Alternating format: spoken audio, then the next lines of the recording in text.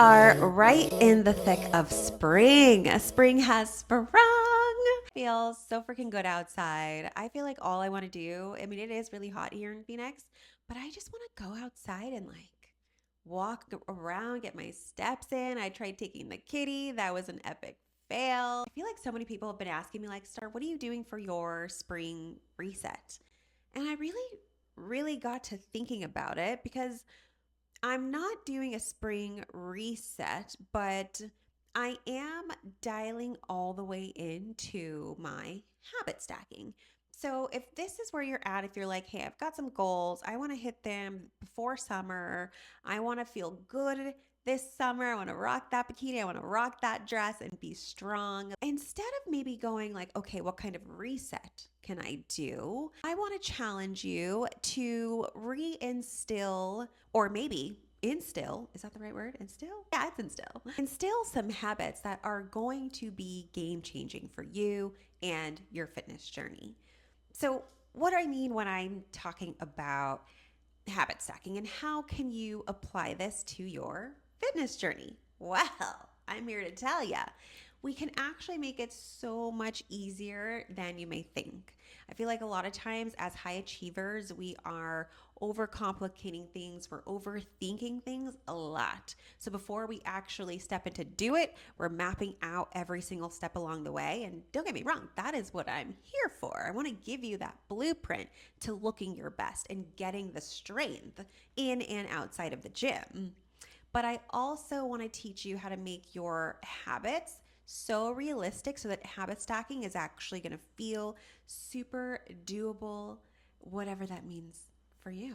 So let's dive in. So, the first thing I do every single Sunday is time block. I have a reminder in my phone every single Sunday. For me, it works better in the early evening as Huz and I are like done cleaning the house, we're done with our errands, our chores, whatever it might be, church, all the things. We can really sit down. We look at calendar for the week. Well, I do my own because a lot of it is going to be gym and work and clients. And then we look at budgeting. We want to make sure, are we where we're supposed to be for the week, for the month? It doesn't have to take hours. It can literally take 10 minutes. Towards the end of the month, it takes a little bit longer, but I digress. The point is, I want you to time block your fitness like it's your job. So, what do I mean? I want you to time block your meal prep. I want you to time block your gym time, your strength training sessions. Is it going to be 30 minutes? Do I only have 15 minutes? Am I going to be at home working out with a couple dumbbells, doing a no sweat 5-minute workout, and then get into everything else?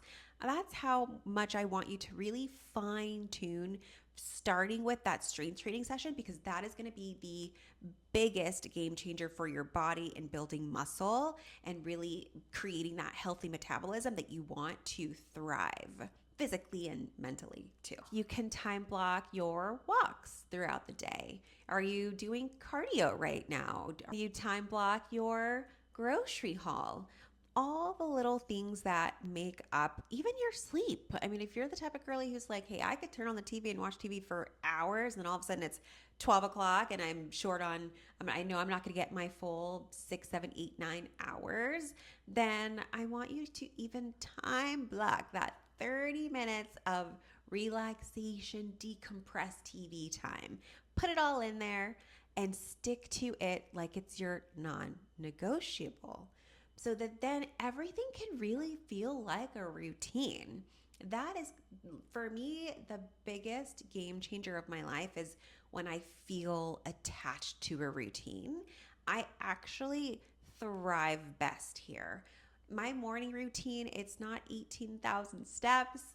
It's literally wake up, very quick moisturize, brush teeth, eat breakfast, those kinds of things. But by the time I'm at breakfast, I am dressed and ready just like this, ready to go for gym. So I literally have no excuse to go start work unless I'm training a client, and I have to be there at the gym during my gym training session. But even then, I'll typically know a few days ahead of time and I will move things around. So then I'll swap out my gym time, right? It'll be right after my client's gym time or wherever. I just make sure it's in there. so that my routine doesn't get totally warped, like thrown off. But the next day, I can continue to jump back into it because even if you are more of a nighttime gym girly, the more you can feel like this is in my routine. I finish work and I get straight into that car and I go straight to the gym. I'm not going to make 10 stops because by the time I get there, I'm not going to want to do it. Or even if you have the most mentally draining job, maybe you can time block those workouts around your work schedule. What is the 1, 2, 3 days off a week that you have that, okay, this is going to be my non negotiable? On my days off, I am going to strength train because I know that this is the key to changing and transforming my body. I also really want you to base your routine around your energy because when we have energy, we are going to be more likely to do the things that our body is craving, right? So if you're like, hey, I've noticed I have more energy in the morning, so that's when I'm going to plug my workout in. Or if it's actually, I feel really energized and more like awake and ready to move and do something during lunch, then that's when I'm going to plug my workout. There's no playbook that says you have to work out at 6 a.m. or you have to work out at 4 p.m. or whatever. Obviously, like if you get off work a little later in the day, I maybe suggest doing a lighter workout post, but you don't want to do it so late in the day to where it's going to disrupt that sleep because you still want a really quality sleep is ultimately like number one. But put it somewhere in your day where you're really feeling energized so that it's one more thing that you don't have to just try to get out of doing. Write down everything you do for 3 days to basically figure out, okay, am I maximizing my time? Where can I have better or more productivity? So you're writing down from the time you wake up to the time you go to bed, what you're doing, how you're feeling, what's your energy, how long it took. Because doing something like that, you can easily go back and really see, are there any gaps in the day where I'm doom scrolling? Are there any gaps in the day where I'm watching videos on YouTube when I could have been at the gym? Things like that. It really helps us get that look from the outside in to how we're realistically spending our time. And if you have kids where you're like, my schedule, it's all around the little kids right now. They are my routine. We can make this work for you too. I actually coach so many mama bears that have little ones, and I love this for them. It is challenging, not gonna lie. I know being a mom is, especially with the little ones, it looks like it's a lot of work and it can be exhausting. So I want to remind you to be kind to yourself at the same time.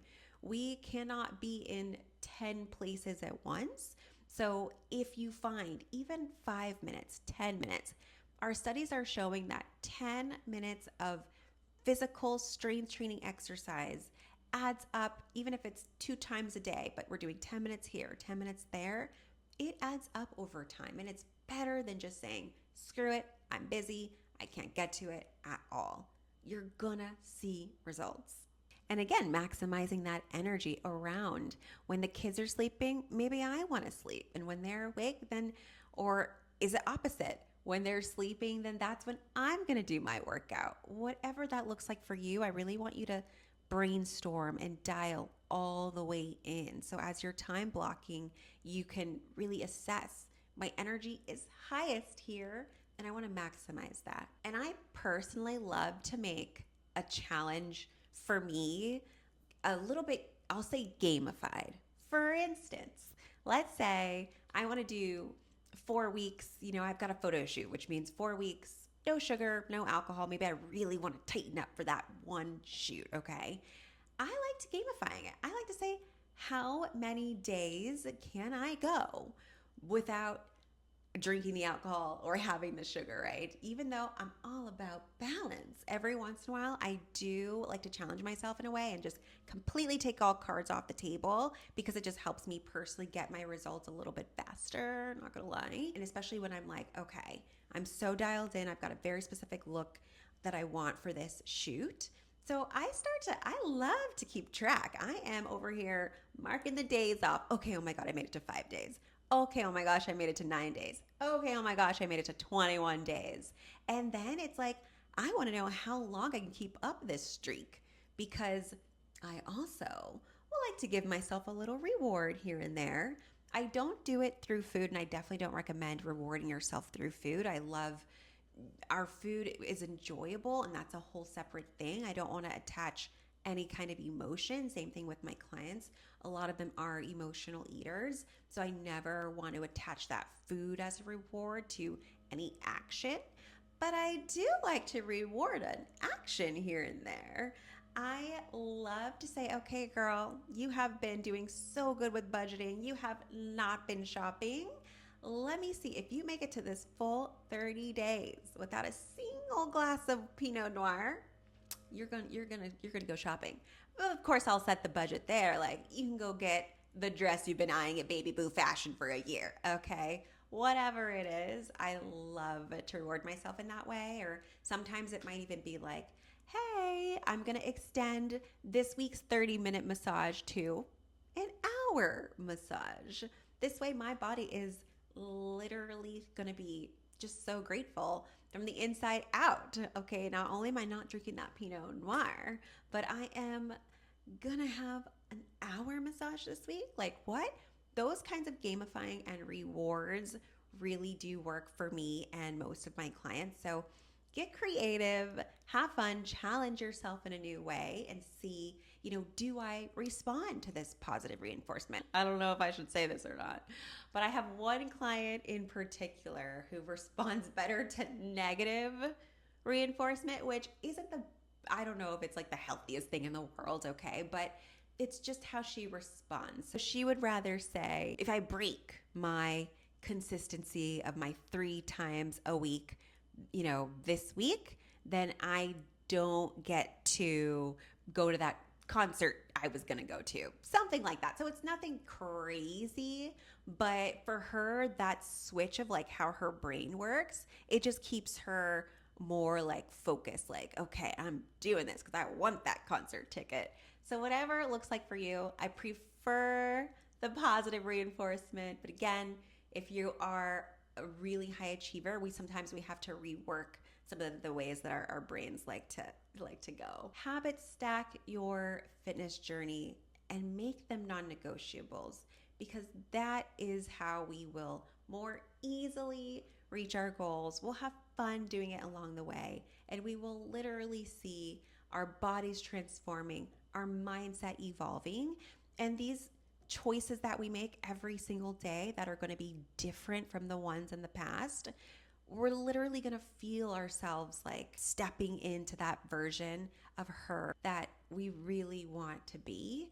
And I think it's a beautiful thing because it bleeds into so many different parts of our lives as well.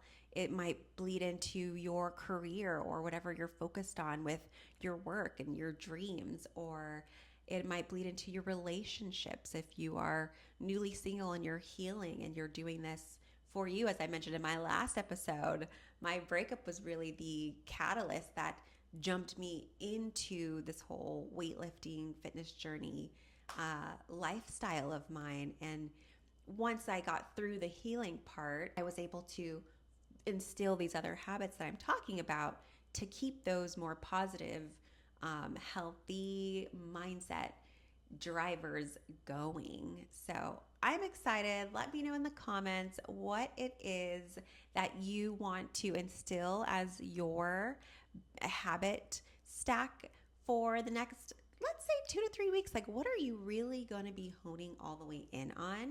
And if this episode resonated with you and maybe a friend that you can share this with, if you're doing it with someone, studies show if we are on our fitness journeys with a friend, with a partner, we are like 80%. Okay, I think it's 80%. We'll have to write that in the caption, but we are so much more likely to reach our goals, but maintain and sustain them. Because at the end of the day, that's what we're here for. We're here to not just get to them and be like, okay, I made it, I'm done, but we want to sustain them for life. So thank you for listening. I'm so happy you joined me for this episode, and happy freaking spring. I can't wait to see you on the next. Bye.